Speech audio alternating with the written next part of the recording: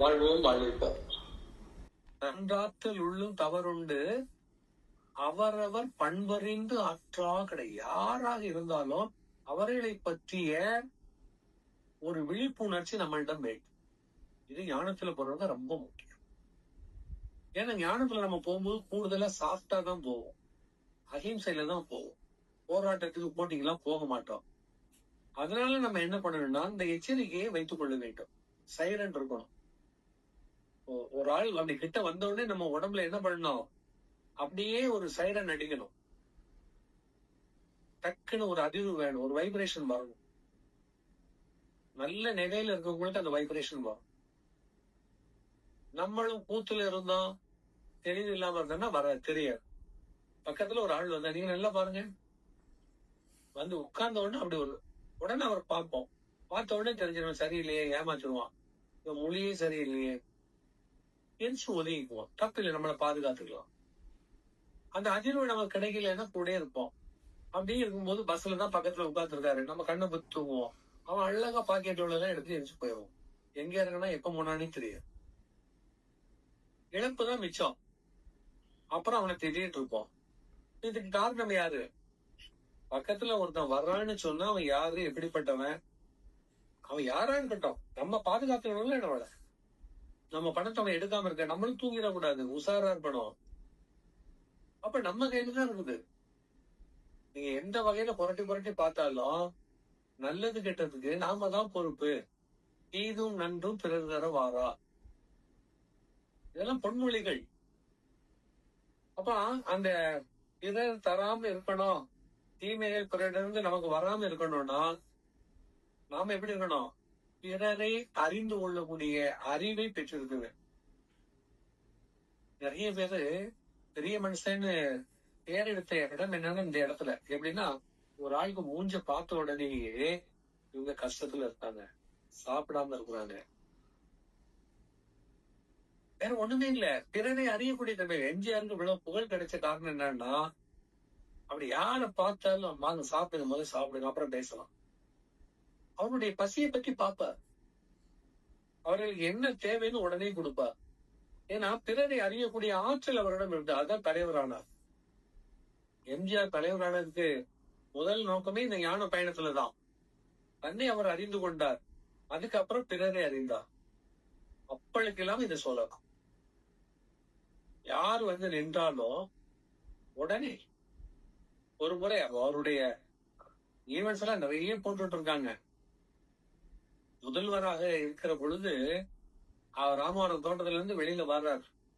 ஒருவர் அவரை பார்க்க ஓடி வந்து நிக்கிறார், வாசல்லே நிக்கிறார், கண்ணெல்லாம் கண்ணீர் மல்கி இருக்குது. அந்த கார்லயே இருந்தவர் எல்லாரும் கையாட்டிட்டே போகும்போது இவனை பார்த்துட்டார். அழுதுட்டே நிக்கிறான், அவன் வேற ஒண்ணுமே சொல்லல, அழுதுட்டே நிக்கிறான், எதுவும் சொல்லல. உடனே டிரைவர்கிட்ட காரை கொஞ்சம் ரிவர்ஸ்ல போன்றிருக்க, அப்படி ரிவர்ஸ்ல கேட் வாசல்ல ரிவர்ஸ்ல அவர் என்ன பண்ணாரு, கிளாஸ் இறங்கிட்டு அவனை பார்த்து வான்னு கூப்பிட்டார். அவன் கேள்வி அணிஞ்சு பக்கத்துல, என்ன சொல்லு, எங்க அப்பா இறந்து போனார், எங்க அப்பா இறந்து போன, அடக்குறது காசு இல்ல, கடன்காரங்க எல்லாம் வந்து நிக்கிறாங்க, என்ன பண்ணணும்னு தெரியல, உங்க ஞாபகம் வந்தது, ஓடி வந்துட்டேன் சொல்லிட்டு அழுறான். வேற ஒண்ணுமே சொல்லல. சரி நீ போன்ட்ட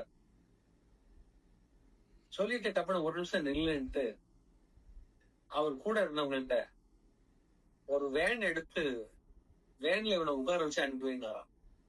கூட ஒரு வேன் அனுப்பு, ஏன்னா அந்த பாடி எடுத்துட்டு கொண்டு போறதுக்கு இவங்க வேன் கொடுத்து விடுற, வேன்ல போ.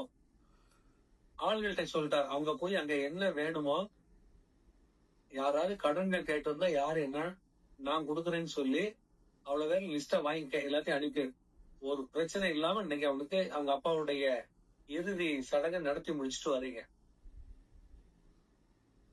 முடிச்சுட்டு வரும்போது அவங்க கையிலயும் ஒரு 5000 ரூபாய் கொடுத்துட்டு வாங்க ஏன்னு சொல்லிட்டு கிளம்பி போயிட்டார். இவனுக்கு வேணுதான் கொடுத்தாங்க. இவன் போனா, அங்க போனா இவன் போறதுக்கு முன்னாடியே இவங்க ஆளுங்க அங்க போயிட்டாங்க.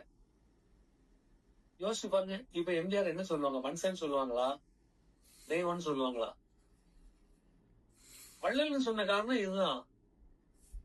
அது இறந்து போன ஏவிஎம் சரவணன் அந்த காலத்திலேயே பத்திரிகையில் எழுதியிருந்தா, நான் படிச்சிருக்கிறேன். அன்பை வா ஷூட்டிங்காக காஷ்மீருக்கு போயிருக்காங்க.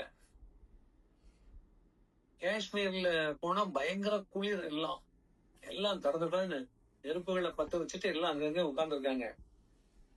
எம்ஜிஆருக்கு கம்பளி ஷூ அது இது போட்டுக்கிட்டு எல்லாம் வந்திருக்குது. ஏன்னா ஹீரோ இல்ல, ஹீரோ அதெல்லாம் பார்த்தா எதுக்கு இதெல்லாம்?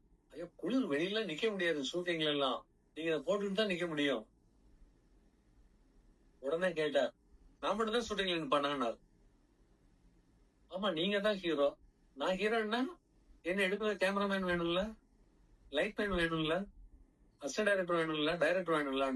ஆமா அவங்களாம் எப்படி நிப்பாங்க? இவங்க தலைய தொங்க போட்டு இருந்தாங்க ப்ரொடியூசர்ஸ். சொல்லிட்டார். உடனே போய் எத்தனை பேர் இன்னைக்கு ஷூட்டிங்ல இருக்காங்களோ அத்தனை பேருக்கும் அந்த ஷூட்டிங் முடியவரை போடுறதுக்கு கம்பளி, சால்வை, தொப்பி, அந்த கோட்டு எல்லாம் வாங்கிட்டு வாங்க. வந்ததுக்கு பிறகுதான் நான் ஷூட்டிங் வருவேன்ட்டார். எப்படி இருக்கும்? உடனே ஆள் அனுப்பி எல்லாம் பர்ச்சேஸ் பண்ணிட்டு வந்து அவ்வளவு பேருக்கும் டிஸ்ட்ரிபியூட் பண்ணாங்க. படம் முடிகிறது வரை அத்தனை பேர், ஏன்னா குளிர் தாங்காது. ஆனா சாதாரணமா மத்த கம்பெனில சம்பளம் வாங்குறான்ல, அவன் தான் பாத்துக்கணும், அவன் தான் பெட்ஷீட்டை பொத்திக்கணும். இதெல்லாம் நம்ம பார்க்க முடியுமா? மக ப்ரொடியூசர்ஸ். எந்த டைரக்டர் அதை பத்தி கவலைப்படுறது இல்லை, ஹீரோக்களும் கவலைப்படுறது இல்ல. எம்ஜிஆர் தான் முதல் இது ஆரம்பிச்சார். அதுக்கு பிறகு பேர் எடுக்கிறதுக்காக கொஞ்சம் கொஞ்சம் அப்படி பண்றாங்க. அதெல்லாம் ஒரு போலித்தனம், உண்மை கிடையாது. இது உள்ளத்திலிருந்து வந்தது, யார் சொல்லி கொடுத்தா வந்தது. யோசிச்சு பாருங்க. அதுக்கு பிறகு எம்ஜிஆர் இப்ப என்ன சொல்லுவாங்க, எல்லாரும் கும்பிட ஆரம்பிச்சிட்டாங்க. சும்மா கும்பிட மாட்டான் யாரையும், யாரும் போற்றப்பட மாட்டார்கள். அப்போ உன்னுடைய வளர்ச்சிக்கு உங்கள்கிட்ட என்ன இருக்கணும்? அந்த அறிவு திறன் வேணும்.